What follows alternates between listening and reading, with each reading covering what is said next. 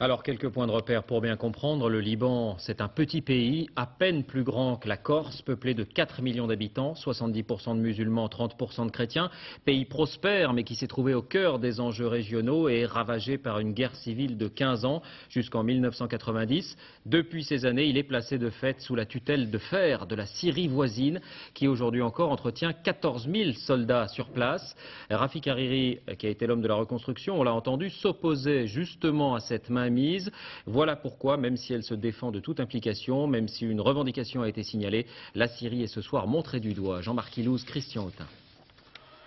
5 fois Premier ministre de l'après-guerre, Rafik Hariri incarnait les bonheurs simples d'un certain retour à la normale ou l'affairisme de la reconstruction de Beyrouth.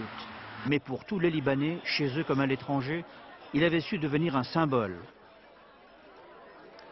Celui d'un Liban moins féodal, moins dépendant et surtout moins prisonnier d'une tutelle syrienne plus discrète au fil des retraits négociés en coulisses avec Américains, Français ou Saoudiens.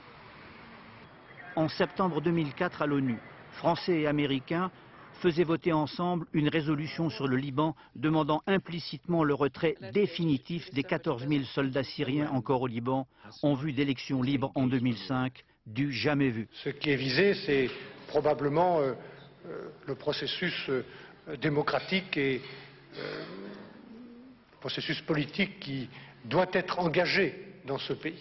Mais je ne peux pas faire d'autres commentaires à ce stade, sauf d'exprimer, comme l'a fait le président de la République, l'émotion que nous ressentons. Le porte-parole de la Maison-Blanche s'indigne de son côté de la mort d'un défenseur d'un Liban débarrassé de l'occupation, sous-entendue syrienne. La Syrie, elle aussi, condamne un acte criminel. Téhéran accuse Israël. En octobre 2004, Rafik Hariri préférait démissionner de son poste de Premier ministre après que le mandat de son adversaire, le général Laoud, soit prolongé de 3 ans sous pression syrienne.